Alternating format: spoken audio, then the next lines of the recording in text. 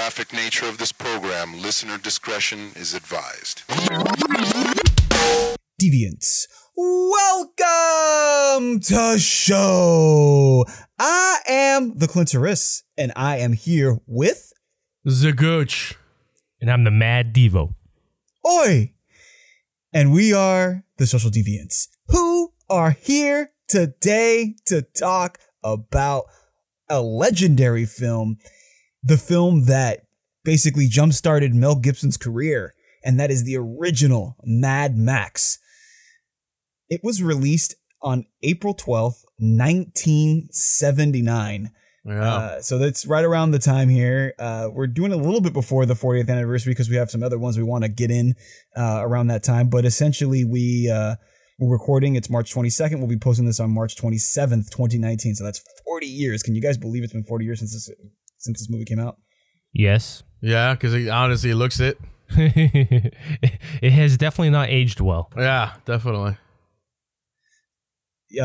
So the funny thing is you say it didn't age well. Well, they made this movie for $400,000 Australian. Yeah. And it made $100 million US. And for a long time, this was considered to be the most profitable film in the history of the industry. That's because crazy. Because of the profit margins, right? Yeah.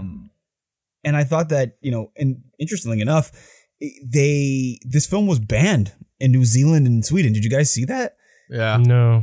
And in UK, it was like seriously slashed so they don't get the X rating on it. I guess that's the highest rating they have in Britain. Yeah, at the time, I don't know about now. Why was it banned? So apparently there was the scene where Goose got burnt up. Yeah. Apparently that was very similar to an incident that had happened around that time, like shortly before the film's release, and in either one of those countries. And so New Zealand lifted the ban in 1983. So that it's a little weird because you have this movie that came out in Australia. It's an Australian production that went on to be a global phenomenon that was one of the most profitable film in history. And the people that are like literally right next to that country can't watch it. It's a little odd. I mean, obviously you could probably find a way to get it, but they wouldn't show it in the theaters and they wouldn't show it obviously on television. And then the crazy thing is the ban in Sweden was only lifted in 2005. That's real. That's weird. Oh, damn. Yeah.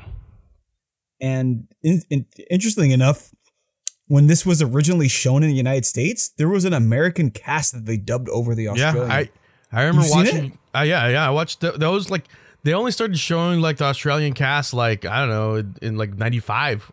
I'm telling you, the first time I watched this, I was like that isn't Mel Gibson's voice. Who the hell is this? It's like That's really so weird. It's really bad too. The dub, it's really, really bad. Worse than Akira? Oh yeah, it's a lot worse than Akira. Because I'm like, why are you dubbing their Australian? I mean, I understand now after watching it again. I understand why they dubbed it because I mean, motherfuckers are hard to understand. But forget about it when Fifi, Goose, and Mad Max were all talking together. It's all just a bunch of garbled gibberish shit. Gobbledygoo. Exactly.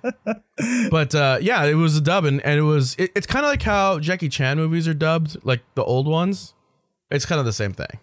Yeah. Yeah, I guess that's true. That's true. Although the fact is they're speaking English technically. No, they're speaking. This is English. So that's what caught me. It was like so weird. I'm like, oh, Road Warrior. Oh, let's watch it because I'd never seen it before. Like I think I watched it like when I was 10 or something like that, right? Because where the hell are you gonna watch Road Warrior? I've seen the Road Warrior a lot more than this one. But I was like, oh, Mad Max the original one.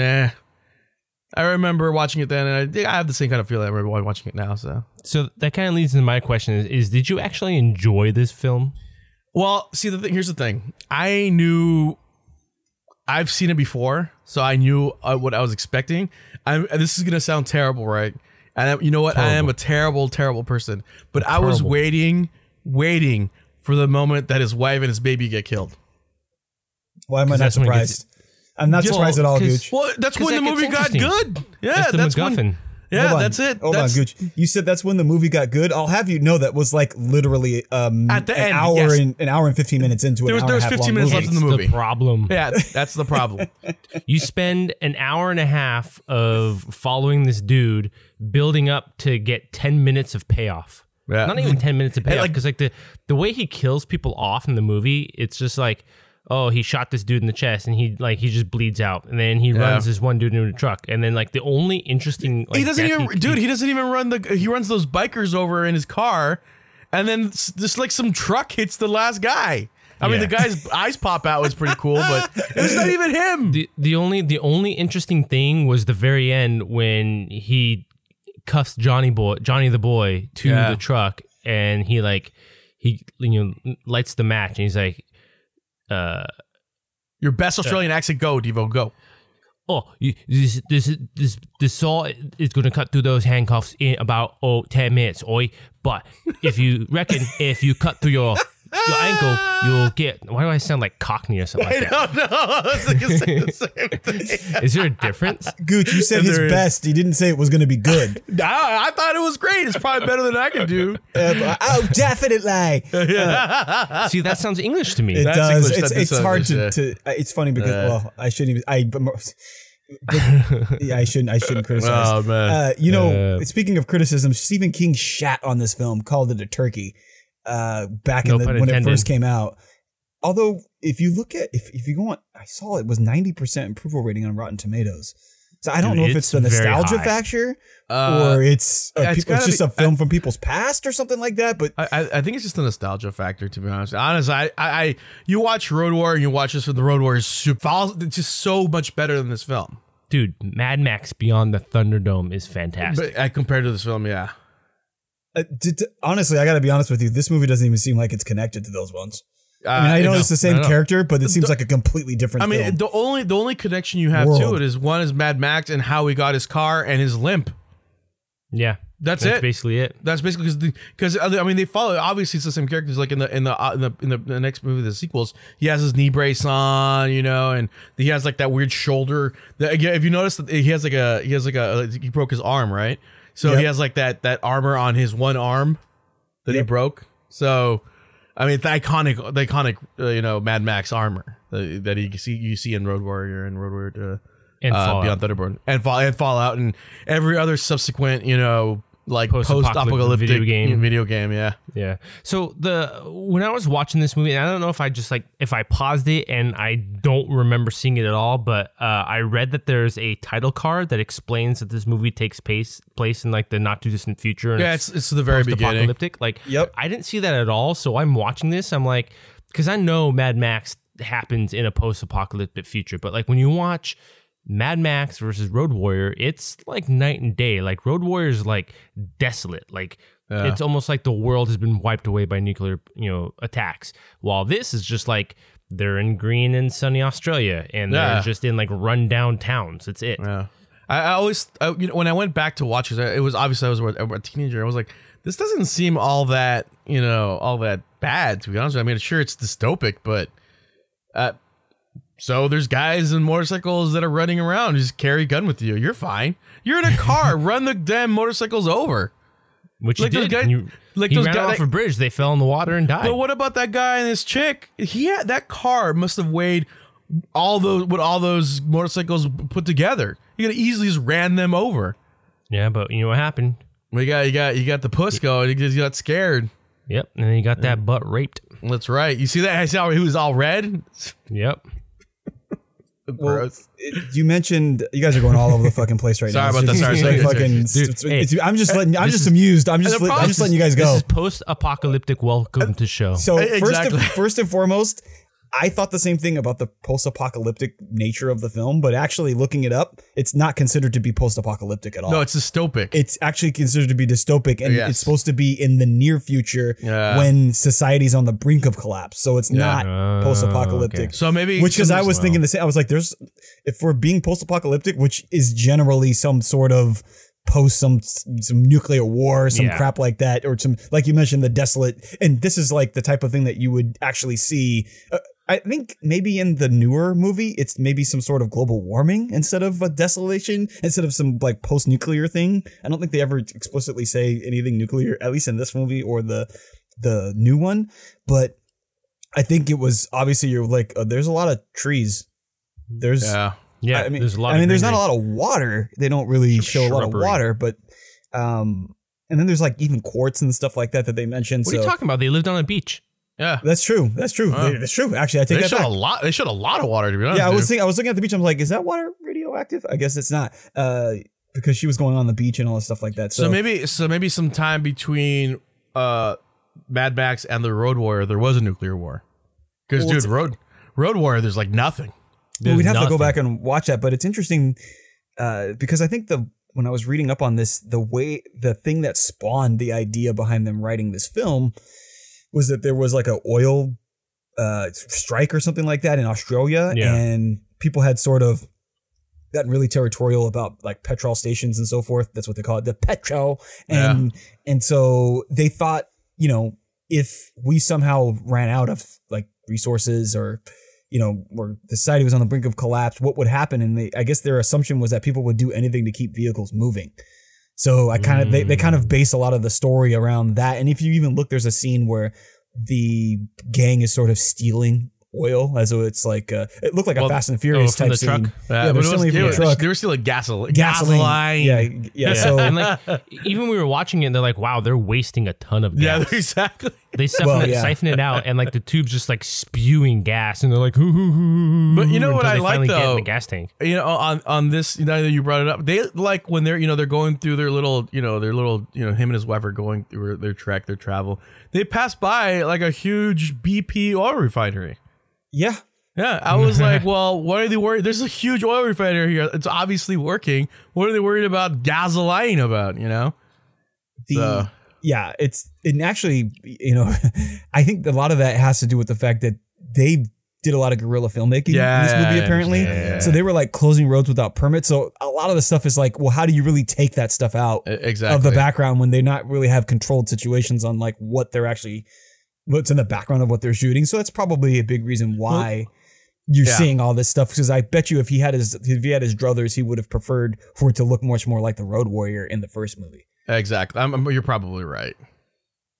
So two other little things that I thought was interesting before we move on to the casting was when I first saw the movie, I was like, what the hell is MFP? And apparently it's Main Force Patrol. That's what it stands for. But I was curious what you guys thought the difference between Interceptor versus Pursuit was. Probably the power of the vehicle. I think it's like because the black car that he grabs is the Interceptor, right? No. His car, he drove. He was an Interceptor in the beginning, but the black one was a special pursuit one. Yeah, pursuit car. Yeah, the last of the V8s, baby. Exactly. So it has to do with like the power and the handling of it. So like it's kind of like a special car that they gave to like a higher end or a higher police officer, because obviously Mad Max was a better Fifi calls him the best of the best. Exactly. So I mean, even the other guy looked like it looked like Goose was like the badass motorcycle cop. So, and he had that super powered motorcycle. Yeah, he did. I'm going to talk about that motorcycle later. And finally, that's so ridiculous.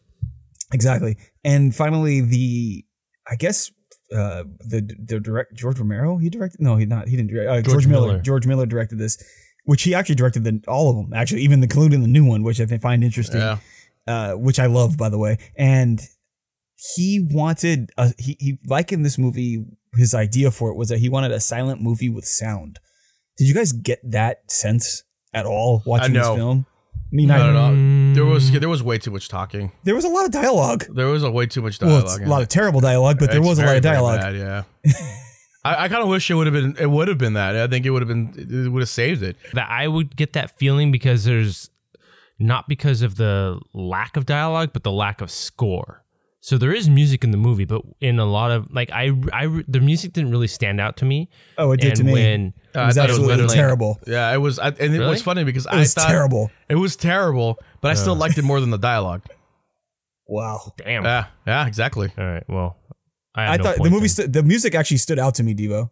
Not to cut you off, I'll let you continue. But the music stood out to me because I was like, wow, this is really bad. Yeah. Like it's 1979. I'm not gonna kill the movie too much for it, but it was particularly well. I felt that they tried to like with the success of Star Wars and it's like orchestral magnificence that it had. They tried the same thing with this movie. And obviously it did not work. Gooch, that was a great description. That was a great adjective. I love that. I really do. Continue, Devo. I'm sorry. That should be a new segment on the show. The orchestral magnificence. I love it. No, I was going to make a point that for me, the music didn't stand out. So I kind of got a sense of it was the thrill, the action, and then the dialogue. But if the music was a bigger part of the movie than I thought it was, and maybe I just didn't pick up on that. Well, no, and we pick up what we think about the movie. I mean, I didn't think it was a big part. I just thought it was a terrible part. Yeah, I don't think it was a big part. I thought it was bad.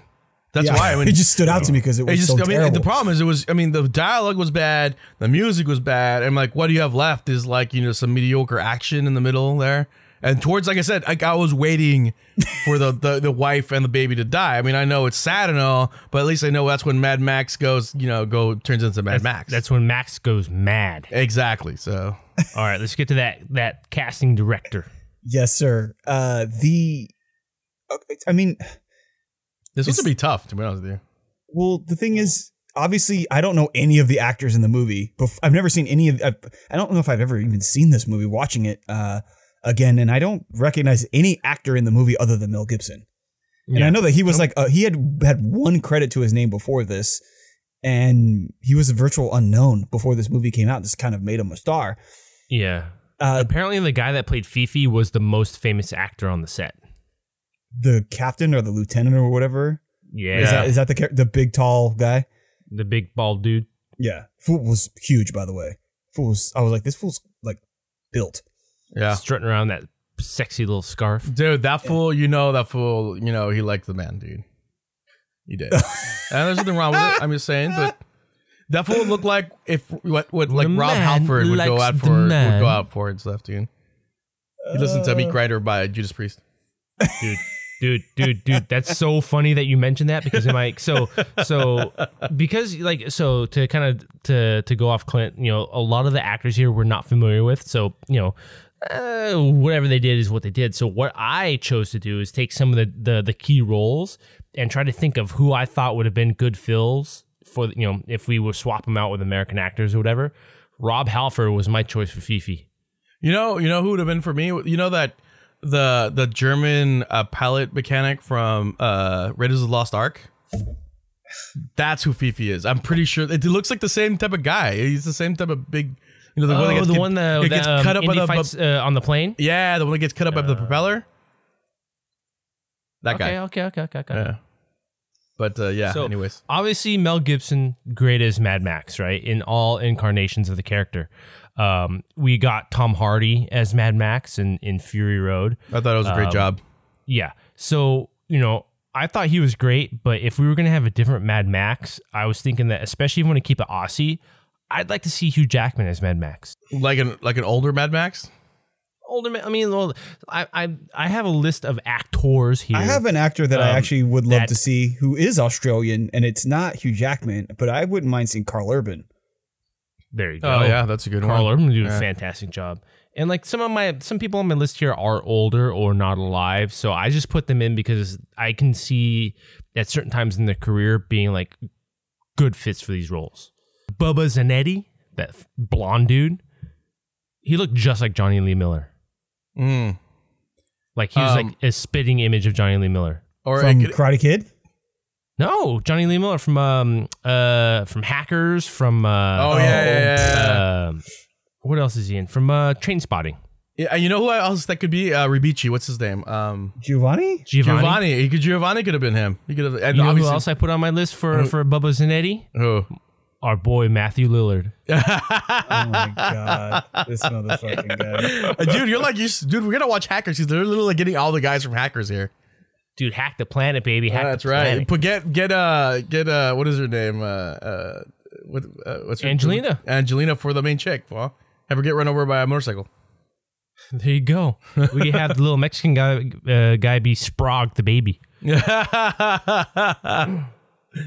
Oh, man. I don't know if I was looking this up, and apparently all the biker gang extras were like part of an actual Australian outlaw motorcycle club. Yeah, and they rode their own said. bikes in the film. And did you guys see that the actress originally cast as Mac's wife got injured 4 days into filming, so they replaced her? Really? Yeah. So the woman that actually is in the movie wasn't the original cast. Wasn't originally cast. Now, 1 second. Is she hot? The wife? Yeah. Yeah, she's attractive. Yeah, I mean, she's like 70s hot, so I'll take her. Why is 70s hot not the same as hot now?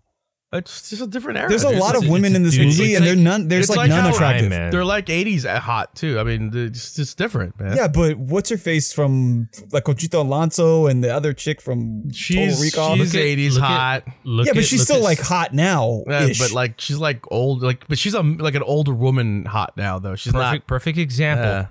And I know Guch is going to back me up, but look at Sigourney in Alien, and look at Sigourney in Ghostbusters. That's absolutely right. You're good point. Yeah.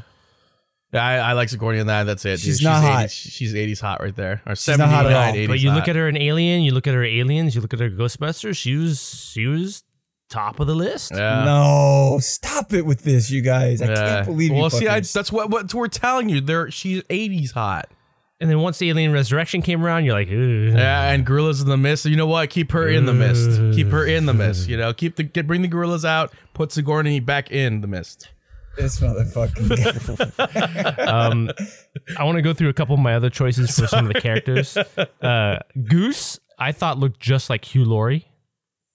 Let me see here. Well, Goose is the guy I thought looked like the dude from Karate Kid. What dude from Karate Kid? The blonde dude. No. He looks more like Hugh Laurie. And I think Hugh Laurie would be able to fill that role because Goose was a funny character. Yeah, Goose was a good character. I'd forgotten. The Hugh Laurie. Yeah. The guy who plays House. House, yeah. Johnny the Boy, I thought Bill Murray in his heyday would have been like a young Bill Murray. Yeah. Yeah, I think he was just but he was still kind of big, crazy though. psycho. It don't matter. Because for Toecutter, I also put Robin Williams.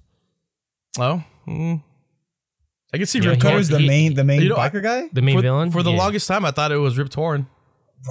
Robin Williams? Yeah. Dude, Robin Williams, like in it, Mork and Mindy had that hair, he had that look, but up until 1 Hour Photo, he was all about comedy. And then he became that crazy dude in 1 Hour Photo, and you're like, oh, Robin Williams can do some crazy stuff. He's got the chops for everything. I was reading that the dude that played Toecutter, he mimicked his performance after all written knowledge that we have of the personality of Genghis Khan. So like he acts like a mongrel, and like he's one thing I never noticed it until I read it, and then when I started to think back about it, I'm like, oh yeah, that makes sense. He had in different scenes in the movie, that dude had different accents to just show how crazy and insane his character was. He's a crazy, that's why. He's so crazy. He's mad. Yeah. But I mean, like I thought that was amazing, and just thinking of like, okay, that kind of method acting, like that's Robin Williams right there. I mean, he does it. He does it as a good guy in Aladdin. You talk this dude up like this fool's like a great actor. Who? The guy that played Toecutter. Oh, he's not. Well, I'm just saying, he's not. But he took a role and he made it interesting. Like you go back and you watch it where it's like, okay, like he's acting like, first of all, he's in Looney Bin. But then when you think about, okay, now he's doing all these different things. Like to me, that's interesting. Like that's not just like, oh, I'm going to be a bad guy. Like he's trying to give some layer to this guy that we know nothing about other than the fact that he likes to kill and rape. Okay. Okay. I don't agree, but okay. I'm sorry. No. Continue. No, hey. That's what we're here for. Where it's about talking about what we think about this film. That's it. I'm off my soapbox now. Okay, good. I thought you had more people to talk about. I thought you had one more. That was your two? That was your last guy? No, that was on my ones. That was on my ones. My last thing before we move on. Maybe Sigourney as a chick. Oh my god, you threw me off my game, dude. Dude, she had that. She had that hair too. And she was like 79. Yeah, and she got tall though. And she was like Ripley, just walking around in no bra and a white t-shirt. Yeah. And that like weird that bikini. That you guys are gonna give me nightmares. So. Although she probably would have killed the biker guys. There is no Dana. There's only Zool Clint. That's right. God. There was a scene, and I can't put my finger on it right now, but there was a scene where he talked to some dude, and I think it was like when they went to go look at like the wreckage from something, like Mel Gibson and Fifi, and they were talking to some guy, and I swear to God that was like the guy from the beginning of Dawn of the Dead. I mean, it wasn't him because he had an Australian accent, but I swear to God it looked just like him with the long hair and the beard and so forth. You mean the remake or the original? The remake. Maybe he's in the original too, but the remake. I don't know. All right, so let's go to script. We already talked. Okay, so we've kind of covered a lot of stuff in the script and how bad it is. Yeah, we covered a couple things, so I'm going to skip over some stuff and go. This is my things that we wouldn't talk about.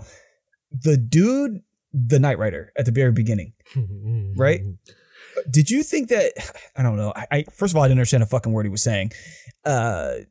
Other than Knight Rider when he had that little soliloquy about that shit. But was he trying to talk? Was he like an Australian person trying to talk with an American Southern accent? No. So I think what might have been happening, and I have no idea if there's any like decent basis to this whatsoever, but when he was like, I'm the Knight Rider, I'm a rocker, and I'm a roller, like those are lines from an AC/DC song. Yeah. And so AC/DC, when you listen to the music, it's got a tinge of, like, it sounds like English, but there's a tinge of some sort of accent in there. But it's not like, oh, I'm AC/DC, you know? So it's like, are they from England? No, they're from Australia. They're Australian. Okay. They're Australian.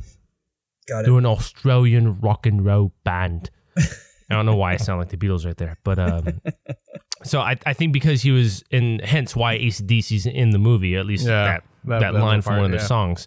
So I think maybe he was just, because he was saying it, maybe he was trying to say it like Bon Scott, which has a little bit of a, you know, American or United States English tone to it. So I was able to, I understood him. You understood all when he was talking? Oh, wow. Yeah, I didn't understand any of it. He's like, the Toecutter knows who I am. I'm the Knight Rider. Yeah. I didn't catch any of that. I'm a rock and roller, and I'm a rocker, I'm a roller. So okay, I have a question now about Knight Rider. Why did he start crying? Because I might have looked away. So he started crying because he was getting chased by cops, and then he was able to, like, you know, bob and weave or whatever, and they would all, like, you know, crash into a signpost, and all of a sudden it would destroy their car. And then he thought he was gone, and then Max shows up, plays chicken with him, and then Max spins around, and Max, like, literally right on his ass. And, like, for whatever reason, at that point, that fool knew he was done. He loses it right at that point. I was like, he loses it. He just starts crying, and his lady's like, "Oh my gosh, what's wrong? What's wrong with you?" Yeah, I was like, you know what? I'm asking the same question with his lady. He's like, "What the fuck's wrong with you, buddy?" Yeah, and then Max does something, and what I read is like it broke that dude's concentration, and then he just goes, and that was when you first see the eyeballs like popping out of the head. You know, which I thought was stupid, by the way. Yeah, I thought so. The only thing I thought, I was like, okay, this guy is obviously on some sort of drug, and he was going, and then he crashed, like, off the drug, whatever he was on, and then obviously that's why he started. That would make more sense. That's the only possibility that I thought. I'm like, this guy's high on something, and he was towards the end, and then it just stopped, and he's, you know, broke down, and then he lost obviously. He's only being chased by another cop. He's still one of the cops. What's the difference between any of the others, you know? So I that's the only thing. I was like, that's the only thing that makes sense to me, you know. And I love the whole scene at the train station when they go to the train conductor and they're like, we're expecting something, and he's like, nothing showed up except for that coffin. Yeah, like, that's the Knight Rider. Say his name, Knight Rider. Yeah, remember his name when you look to the night sky.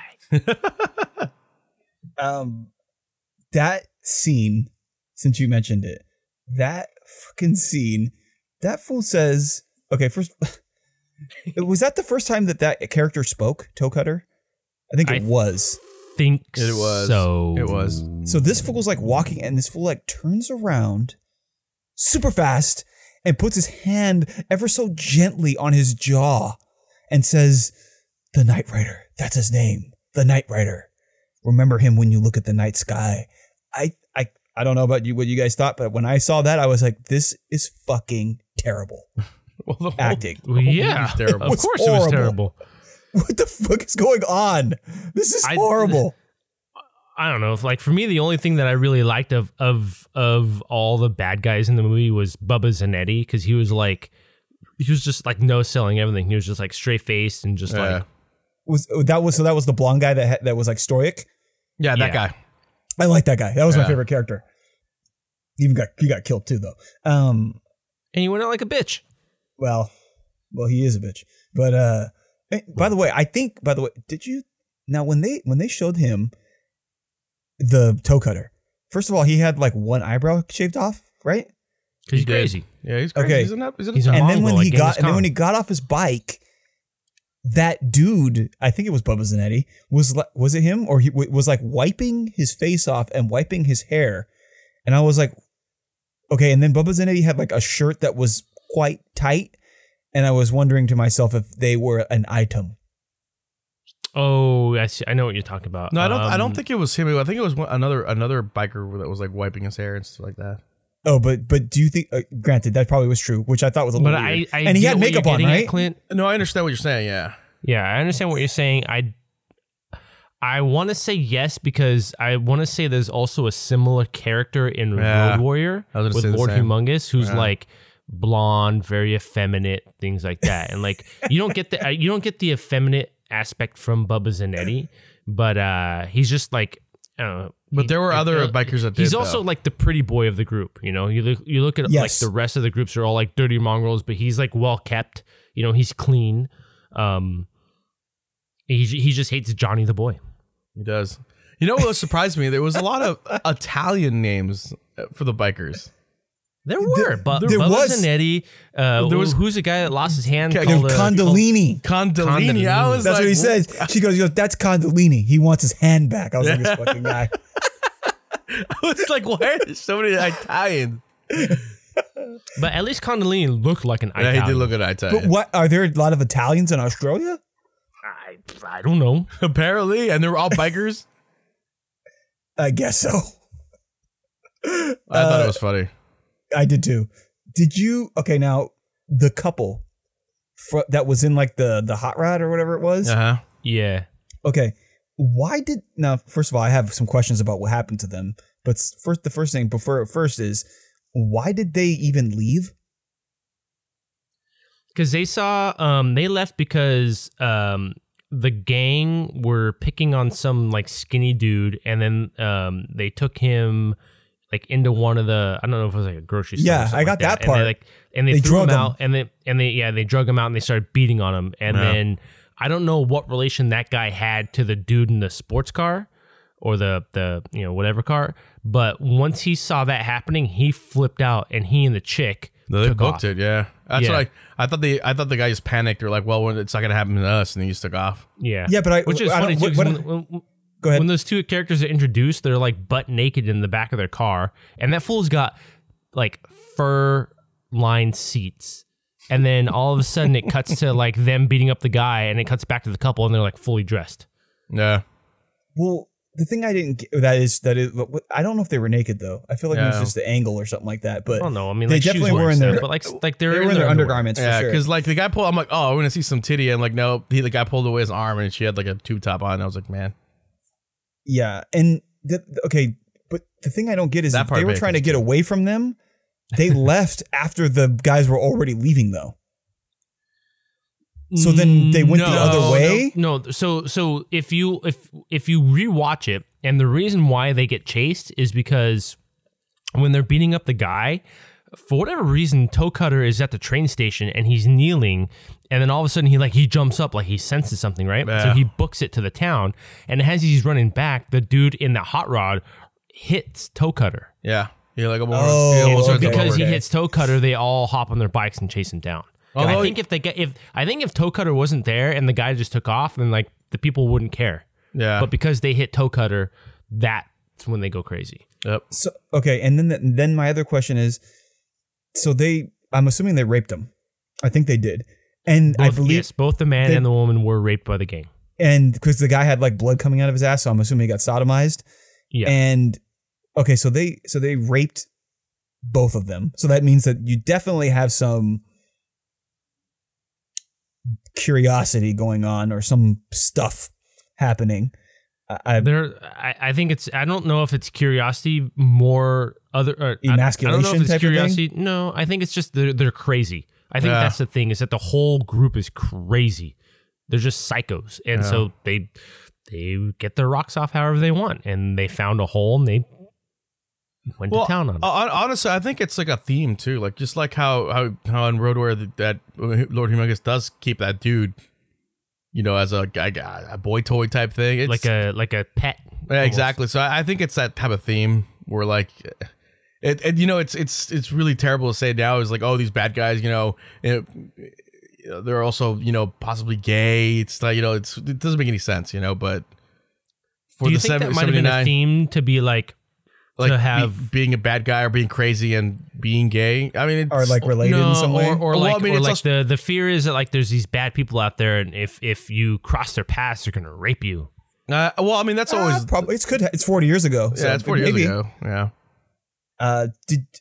So when Goose, when he went, so not before I even get to that, Johnny the boy, I'm assuming was the guy that was left there when Mel and his partner found them, right? Yeah. That they drugged. Yeah. Why was he there still? Because that fool was whacked out of his mind. Yeah. He just left him and he just didn't even know where he was? I think so, yeah. No, but I thought it was odd that he acted like that. And then when Goose was going crazy on those, like, I don't know, those bureaucrats or whatever they were, the lawyers or whatever, to try to, like, when they were releasing him, all of a sudden he like came to and was like, it seemed like he was playing a fool the whole time. Well, I mean, did you get that? I did. I mean, but it doesn't mean, I don't know how long he had him in that cell.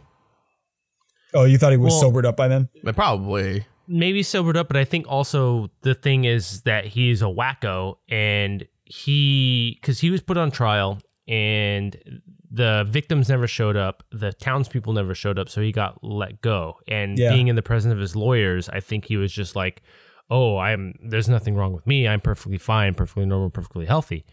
And then Goose is like yelling at him and threatening him. And then fucking Johnny the boy's like, we remember the Nightrider and we know who you are. And then like they walk away. Yeah. Yeah, that was actually one of my favorite quotes right there. I'll step on it right now. Is when Goose is like, he says, "I'll see you on the road, skag." I was like, "This is fucking hilarious." I call him a skag. I love that. I'm going to use that now. Skag Baron Savage. Who say that? Skag Baron Savage Henry. Yeah, Skag Baron Savage Henry. So now, this is stupidity. I was going to put it in like it's just so ridiculous, but I actually think this is like a script problem. I have such a long list for this. We're not there. Okay. They left her when she was leaving by herself. It was so predictable. You know, it was going to go poorly. Of course. But the guys were just there randomly. That seems very stupid. That was very stupid. Well, I mean, okay, look. So you have to put to it. I understand it's barely poorly done. It's cut poorly. I mean, there's a lot of stuff that's left out. But the mechanic guy that was helping him with their tire told him that they were heading north. Probably. That makes sense now. So at least they were headed north, and of course, dumbass Mel Gibson didn't decide to head south. If they would have head south, forget it. It would have been over. But then he compounds it by letting her go to the beach by herself. How stupid was that? True, I agree. But they thought they had gotten away. So. Well, they thought wrong. They should have been known better, but they thought wrong. Exactly. This fool's a police officer. He acting like a fool. That kind of he's the best. Exactly, yeah. And that kind of also leads me to my first 3 points that are all related to the baby. When we first see that Max has a family, and it's just after the whole Nightrider thing. Yeah. You see the wife, and she's doing her thing, and they're having coffee or whatever. And then the baby is in the middle of the room just playing with some toys. And all of a sudden he's got in his hand, that's pointing in its own face, fucking Mel Gibson's gun. Yeah, it's like a huge like magnum put in his face. Yeah. I'm like, what? who's letting the goddamn baby play with a gun? A smart And then, cop, that too. And then, like, were there no car seats for the kid? Like every time they were driving, like somebody was holding the kid, or like when she was running from the gang, she just puts the kid in the back of the van and just takes off, and she's like gunning it. Like there's no way that baby is just gonna be sitting up playing with a toy. That baby would be like face first into the back of that. I didn't even think, like, of course the father would know. He would see stuff like this. Like, whatever. And then finally, who was watching the baby? There were so many scenes with Mel and the wife together, just living life. You know, they're on their vacation, they're swimming in the ocean or that little pond. Like, where was the baby? Did they not have the baby anymore? Was the baby just gone? Yeah. Like, we don't see the baby until they actually get to the to that little farmhouse thing, and then the wife decides to go. And then like even when what's his name, Goose, gets all burnt up, and Mel's like sitting at the beach like losing his mind, and the wife like walks off and like consoles him. Like, who's in the house watching the damn kid? The kid was playing with presumably a not loaded gun, but still there might be one in the chamber. Like, you know, and I know that you guys are around children. Do you let a baby of that size, I'm assuming less than one, just hang out in a house all by itself? Probably not. Unless it's sleeping, you can't you have to keep your eyes on it at all times. Exactly. Unless the baby's sleeping. Or unless you're in Australia, apparently. And well, it's 1979 too, so it's. But by the way, the car seats were invented in 1962 for children. So they should have had one. They should have had some. They're just bad parents. They're very bad parents. The worst. It's dystopic Australia, right? Maybe someone burnt them all up. That's what you got to think. And then finally, you know, when they're at the farmhouse and the kid's playing, you know, on the grass in front of the car as Mel Gibson's working on it, wife goes to the beach. The grandma is in the house doing something. Mel's working on the car. Wife comes back, screams, and then like she's all like tweaked out. So Mel runs off with the retarded dude. The grandma's in the house with the wife. Nobody's watching the damn baby, which leads to obviously a plot device, because then the mom like wakes up. She's like, "Oh my God, where is Sprague?" And then goes after her, and guess who has the kid? Fucking who's watching the goddamn baby? By the way, baby? What kind of fucking name is Sprague? A strong Australian name, Clint. I've never heard that shit before in my life. You've got Hugh, you've got Chris, you've got Mel, and then you've got Sprague. Yeah, I think you're right. And you know, the funny thing is they even foreshadow this thing with the baby early in the first chase. Because there's a baby walking in the middle of the street. Yeah. Yeah. So they foreshadow this whole thing. And they're very careless with children in this. So I guess parenting is just out the window. Nobody cares in this dystopic future.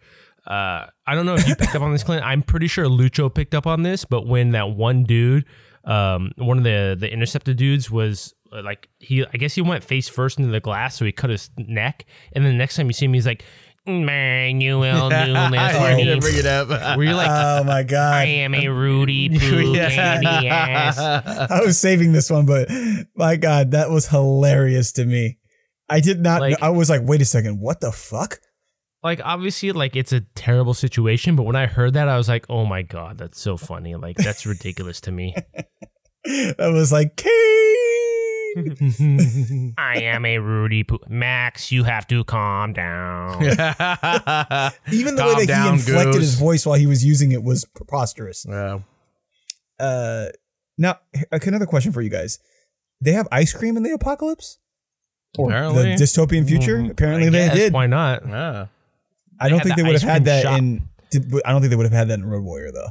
So here's the funny thing about that scene. They have the means to have a freezer to keep ice cream cold, but they didn't have a door for the store. So I don't know. What about the scene when all the bikers are on the beach and then like who's the other Italian dude, Coglietti or whatever? Oh yeah, Condolini.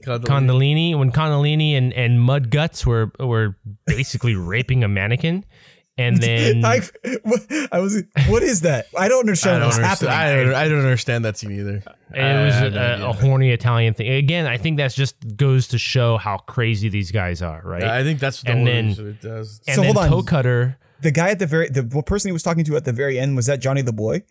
Yes. Yeah. But when I first saw that, I thought he killed him or drowned him, but he didn't, obviously. No, he No, doesn't. Yeah. no. So that kind of leads into this. So like when those dudes are doing that, Toecutter is holding on to his shotgun. He has his hand around the barrel, and the thing's inches away from his face. Oh yeah. And then the guys are going crazy, and to get their attention, this fool blasts the shotgun. Like that close to your face, that's going to make you deaf. Probably, it's going to burn your hand for sure, and it's probably going to do something to your face as well. But that fool just blasted it like He nothing discharged happened. that shotgun. I was like, what the? And the other thing too is if you compare it to the way that the shotgun blast, they like the way that the nature of it when the old lady was shooting it, it was like a cannon, and yet this fool shoots another shotgun like right near his head. I was like, there's no Guch. I thought Guch would probably laugh when he saw that. I just thought of Guch immediately. I was like, Guch is going to be like, this is stupid. I thought it was dumb. And then and then John the Boy grabs it and shoots the mannequin. Yes. Yeah, because they're talking about the bronze. Wasn't Bubba Zanetti like going to shoot it, and then Johnny the Boy's like, if you're gonna grease a copper, you gotta do it big. Yeah. And then that's when Toecutter gets up, grabs Johnny the Boy, puts the shotgun in his mouth, and then just carries him out to the water. I was like, oh well, that fool's done. Shut your sweet mouth. That's what he says to. Shut your sweet mouth, and he puts the gun in his mouth. Are we full on and it's just so ridiculous right now, or we're still going through the script?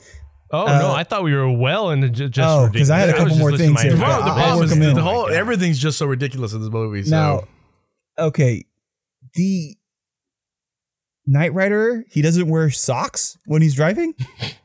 I don't. Did you see that? Wait, no, I wasn't paying attention, dude. No. He didn't wear. Was that a thing? Well, they showed him moving his foot on the gas pedal, on the gas pedal at one point, and he had no socks on. It was just a bare foot, a dirty bare man. foot. He's a crazy man. He's the Knight Rider, fella. And Plus, he's probably on drugs, dude. What the hell? So the dude, in the very beginning, that's like spying on that couple. What's the guy's name? The Big Bopper. Okay, yeah. Correct me if I'm wrong, but did they not blur out his wang? They blurred out his cock, right? When he got up? Maybe. I wasn't all that. I guess I wasn't paying attention to that. What that was. Because I started this a couple times, so I saw that scene a couple times. I think what Lucia's trying to say is that he was paying attention to the naked woman and not focusing on the naked cock. Well, you guys can do all that and make jokes and all this shit like that. But what I was bringing this up for was to just say, if so, I wanted to give a special shout out to the editor of this film and say thank you for not putting that cock in the movie. That was why I brought it up. Thank you. I'm sure that would have brought down the rating, right? Oh yeah, exactly. It would have been too much. So let's talk about Goose's motorcycle right now. When this fool goes, he's like pissed or something, or he's like, I'm just gonna ride my bike fast. And explain to me why the bike went flying. So when he goes to the cabaret and he sees that thing, and it's singing to him, and she's holding the microphone like 10 feet away from her face. I'm assuming it's Johnny the Boy, but they cut to somebody messing with his bike. Oh, that's right. Okay, okay, now I get it. And then he's driving. And well, so here's another thing too: did Goose bang that chick at the cabaret, and like was her apartment above the cabaret? That's what I was thinking. The same thing. I'm like, I guess feel like there's no way that he was. would have because there's no way he would have ridden his motorcycle and like not blown up like he did.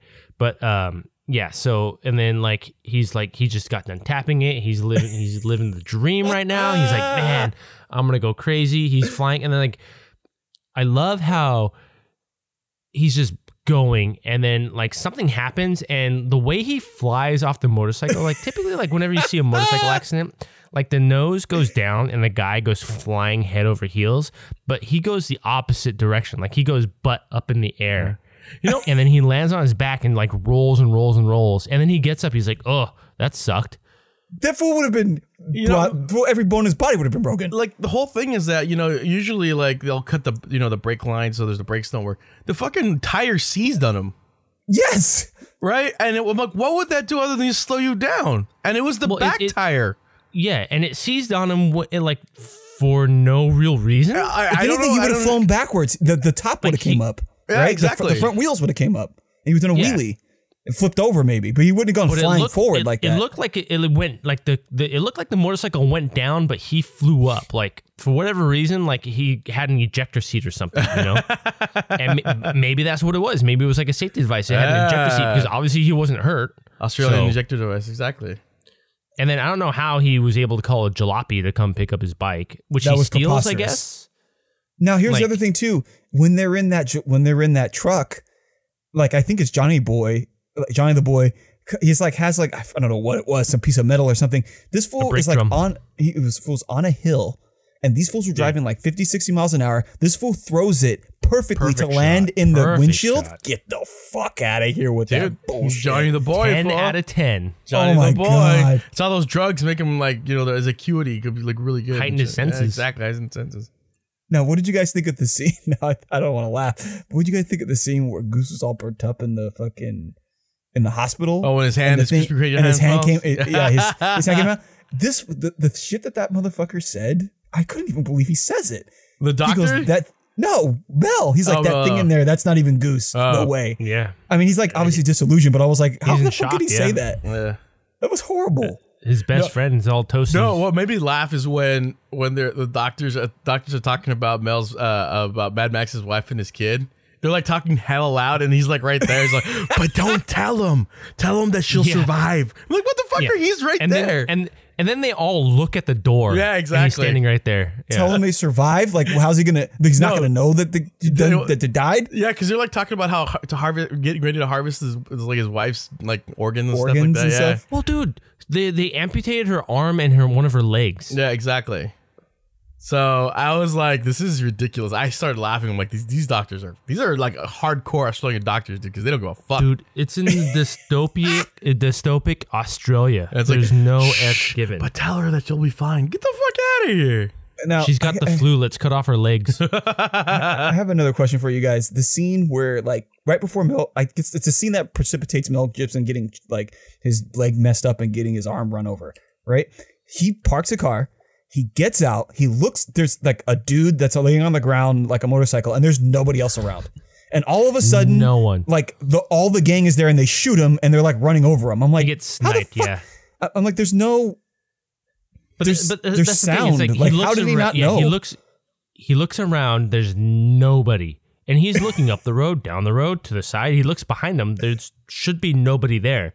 But then he gets sniped, and it's not like they had a sniper rifle. It's like a pistol. They had a pistol. Yeah. So that means they had to be in close enough range to be able to snipe him with a pistol. And then their bikes are just sitting on the side of the road. Like they've been there the whole time. Or anything. Yeah. Well, it's like, you know what? What's happening right now? Maybe they were aiming for like his head, but like since the bullet drop, he's hit his knee. I guess. Maybe. Yeah, but why did he see them? I don't know, dude. I agree with you. I mean, they had to be close. It was not even logistically possible that happened. They had to be close. Then, that was. Now I have a question for you. Obviously, his leg's messed up. People have crazy things happen. But this fool's arm got ran over. Now, Guch, you're the resident medical expert. If your arm gets run over by a motorcycle at like 60 miles an hour, what kind of capability are you going to still have with that arm? I wouldn't, honestly, it's more likely that arm only took some, like maybe some, it's very likely that some nerve damage. It might not have been broken. What really is off, like, dude, that fool's knee was blown out. That's what. Well, it wasn't his knee. It was like was like his calf. It don't matter. The shit was like right below his knee. Because if you look when it's tied up, it's definitely tied up. His knee, like his upper calf and his knee are tied up, right? And I was like, okay, so all right, so his arm is hurting, fine, whatever. But I'm like, how is he not? First of all, not bleeding out. I thought he was at first, and then they showed him he was perfectly fine. And true, he'll sustain some damage to his shoulder. Obviously, he must have like fractured it or something, but it wasn't enough to stop him. I mean, obviously, he got shot and run over by motorcycles. I don't even know how his shoulder got hurt. I was probably just got, being run over. But he didn't get run over. He got run over one time by one motorcycle, and it was over his arm. But I just remember when the tire runs over your arm, it might spin out on it and throw disjoint your arm. Okay, I think that's what might have happened. And to kind of carry on to that, do you think that the Interceptor was an automatic? No. So how can you drive a manual when you've got your leg blown off? I don't know. There's no way he should have been able to drive that car unless but he was walking a lot better at the very end scene with Johnny the Boy. Yeah, I agree. Than he was even when he first got hurt, because he was when he first got hurt, he was limping, and that thing was just that was good acting by Mel, physical acting by the way. I mean, dude, he literally wasn't using his own leg. I twisted my ankle pretty bad, and I couldn't push the clutch in my car. Imagine taking a sniper shot from a handgun. Exactly. The bullet's probably still there too, because I doubt it went through. Maybe it got stuck in the bone. Yeah. But regardless, that fool, obviously he did something to clean it up and fix it up, because he was able to, he was just limping around at that point. For sure, yeah. Yeah. But I don't know. It's just it made me kind of angry to be all right, this fool's leg got blasted, and yet he's driving this sports car. Yeah. And at the same time, how easy was it to find people in Australia? I felt you kind of alluded to this earlier, Clint, where Mel and the wife go to, wherever the hell they are, and then all of a sudden the biker gang's there. But then it's they have to go chasing after Johnny Boy, and then Mel's just driving, and he happens to find Johnny the Boy on the side of the road. Yeah. And then Toecutter and all them there. And then even later when Johnny the Boy runs off, he's driving and he happens to find him. What are they on where it's so easy to find somebody in a matter of hours? Yeah, it's by driving. It's like a small county or something. It looks like, right? It's like some coastal it's town. It's terrible. You know what the funny thing? I thought about the same thing. Is when the what are they called? The biker gang destroys the hot rodder and his chick, and the dude and his chick, right? It almost seems like they're right down the road. They get the call, and they're right there. What's funny is they have these things where they always have in these movies where the person is really close that's chasing, and for some reason they show the next scene and they're really far away, and you're are they ever going to catch them? And this movie was the opposite. They were really far away, and all of a sudden they were there. They was there. I'm assuming. I was how'd they catch up so quickly? I'm assuming a lot of time passed. That's the only. That's what I'm assuming. But it's okay, we'll be right there, and literally they were right there. So I thought that was funny. Just so ridiculous. Yeah. Did you Okay. Did you guys? So when he, at the very end, when Toecutter's eyes bug out of his head, and he gets ran over by that big rig, which I thought was hilarious. I couldn't help but laugh. Now, explain to me how Mel Gibson was on his ass, and all of a sudden he gets hit, and Mel Gibson's nowhere to be found.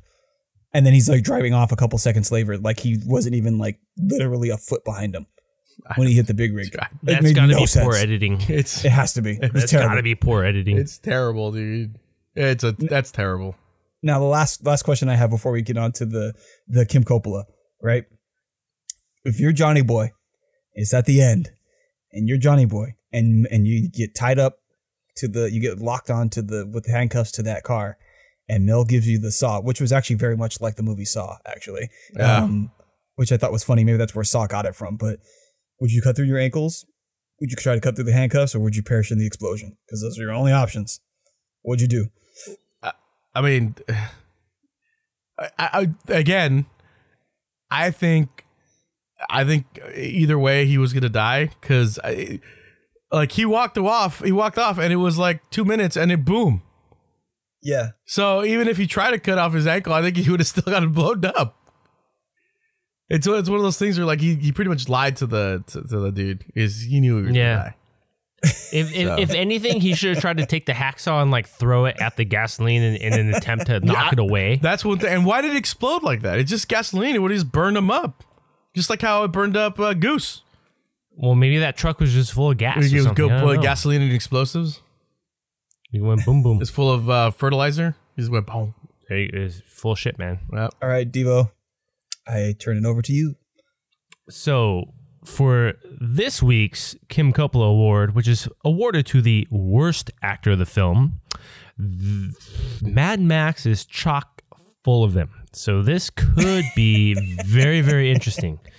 I'm going to go ahead and open the floor to the Guch for your nominee for this week's Kim Coppola Award. All right, so again, the whole cast is bad. I think the best one is that the Butch. What is it? What's his name? The guy with the hair, the short Goose? hair.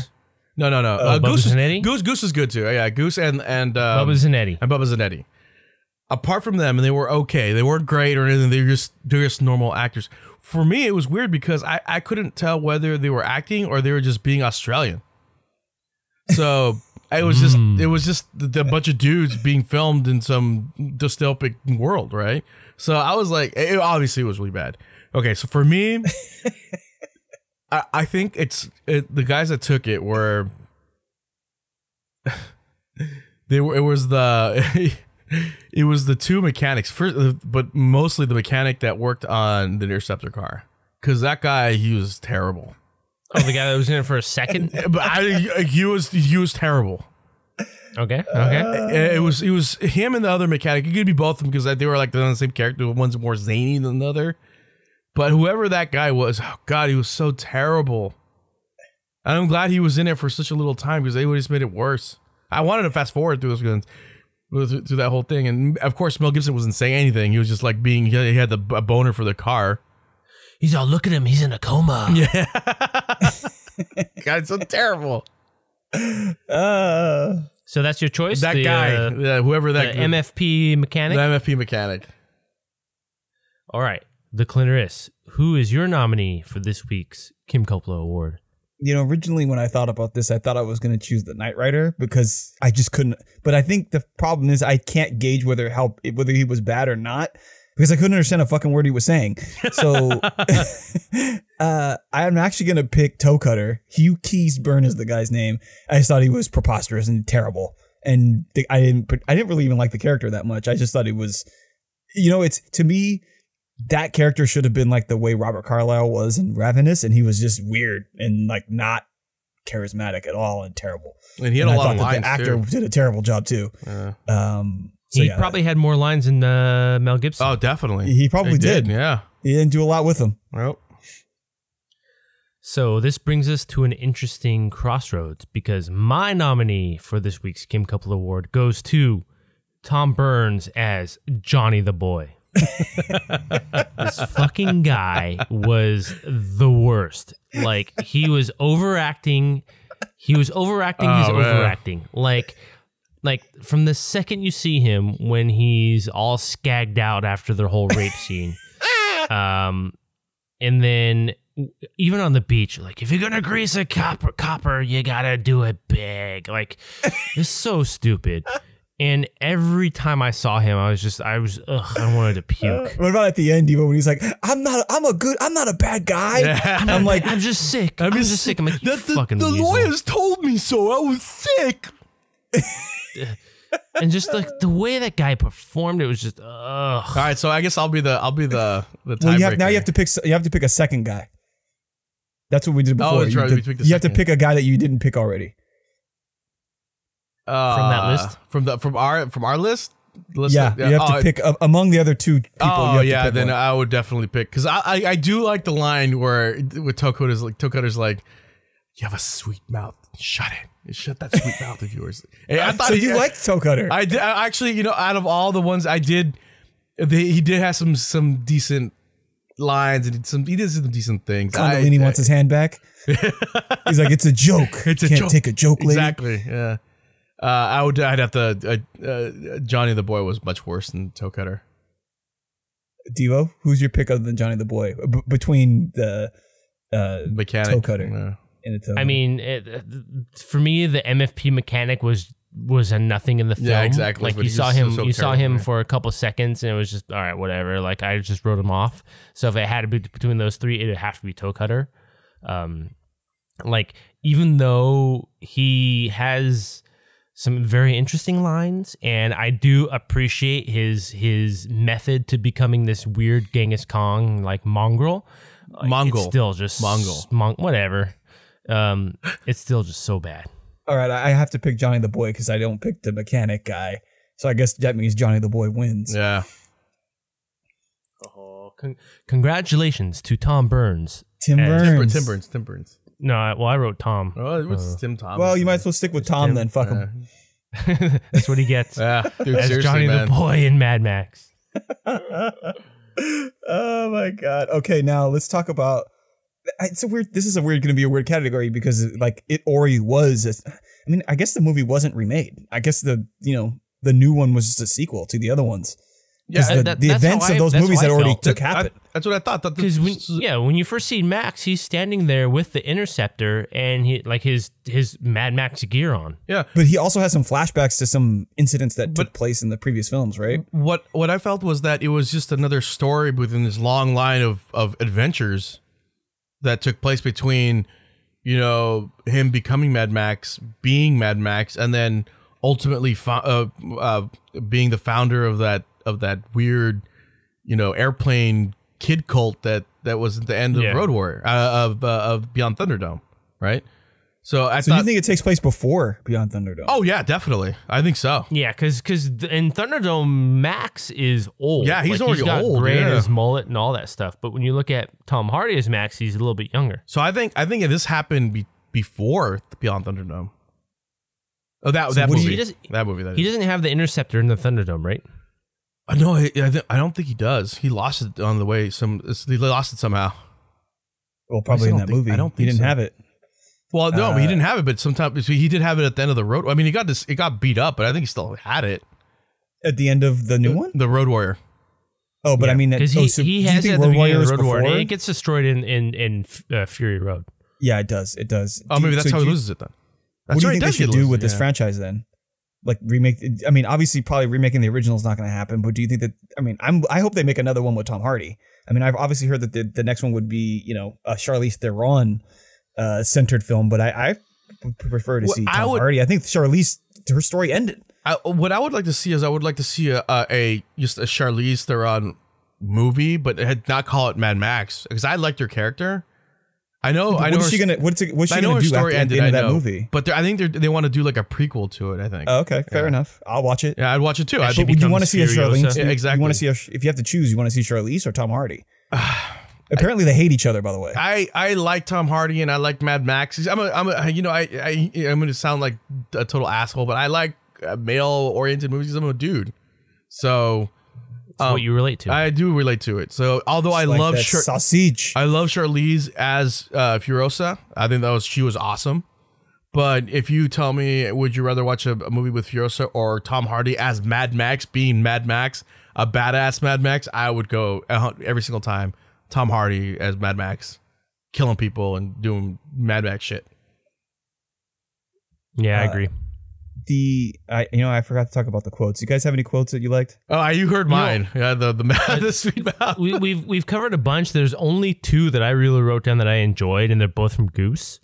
The first one is when the rape victim, the dude, is running off, and Goose is like, "Hey, turkey!" He's like, "You turkey! Hey, fella, you're a turkey. You know that?"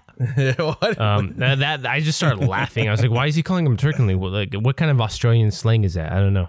And then there's another one that I didn't really catch in the movie, but I saw it on one of his memorable quotes, and he goes, "I'm Jimmy the Goose."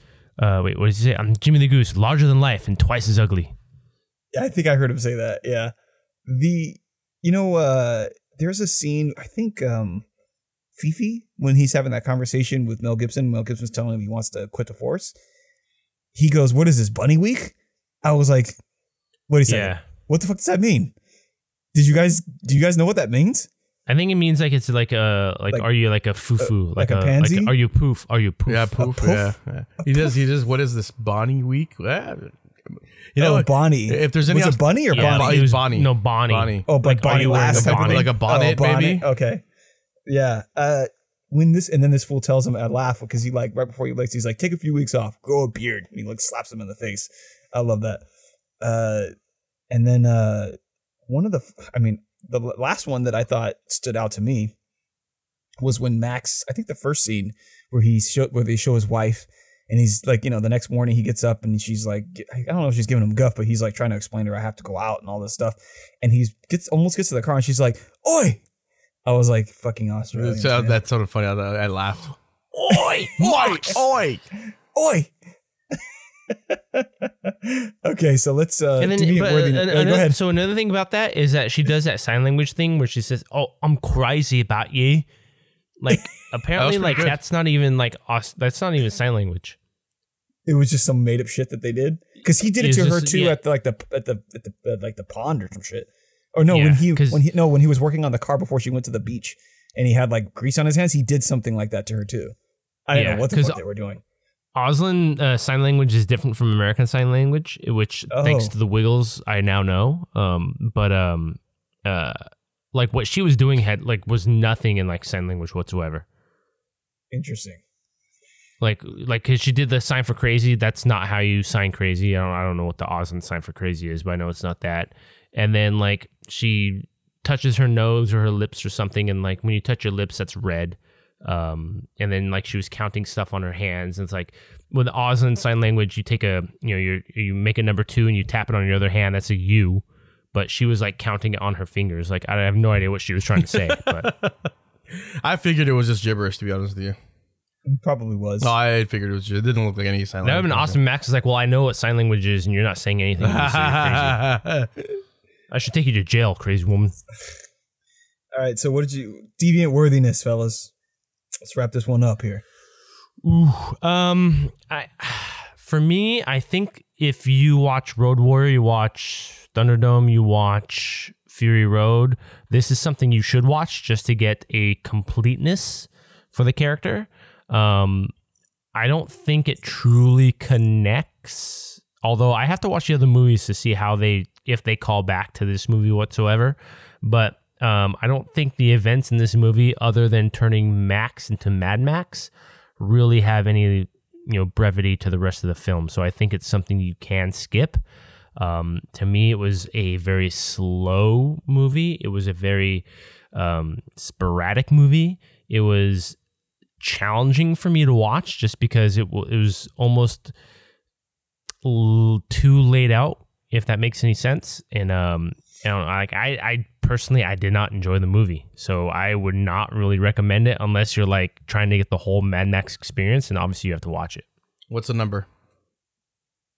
4. Yeah. I would have to agree with Devo here. I am a fan of these types of films. I love post-apocalyptic things, especially since like a lot of my favorite games, specifically Fallout, kind of based off of this genre of book and media, I would say. Watching Road Warrior and then Thunderdome, and then of course Mad Max Fury Road's on its own because it's brand new. I mean, you would just have to not watch those until you watch these ones first. But I remember watching it when I was a teenager still, so I remember, and I was like, "Man, this movie sucks." And then I watched it, and like I tried to get through it when I was younger, and I just couldn't. I had to wait until when I was like in 20 to actually like sit down and actually watch the film, and it was really, really bad. It's really slow. It doesn't feel anything like Road Warrior and Beyond Thunderdome, anything. And then like I was like, if you listen to the rest of the earlier part of this cast, is that I was waiting for Mad Max to turn into Mad Max, and even then it was kind of blasé about everything, it wasn't even that great. So yeah, I would watch. Family dies, and he's just like, all right, I'm gonna tear up this latex mask and then put on some leather and go shoot somebody. Exactly. I would watch Road Warrior, Beyond Thunderdome, Fury Road, and then if you want a completion, I would read about this movie just so you know what it was. But unless you want a dive into mediocrity, I wouldn't watch this film. And 4.5, 5 maybe, just because I do think there is some merit to it, so that's why I think I'm gonna give it a 5. But it's slow, it's very dated, and there's a lot of movies from '79 that are still good. I mean, don't be wrong. I understand that it's made with $350,000, like Australian dollars, which is probably like $10 here. But way to shit on the Australians. Bitch. This is from '79. Wow. But it did, it brought Mel Gibson, good Mel Gibson, to the United States, which is fine. I mean, he turned into whatever we have now, but still, F5. I would give it a 5. Oh, you guys are fairly generous.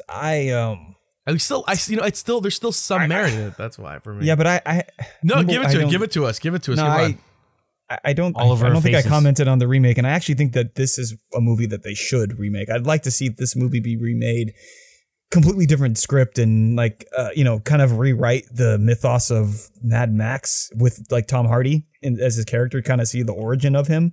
I think they could do a much better job, because this movie seems so much different than the other ones.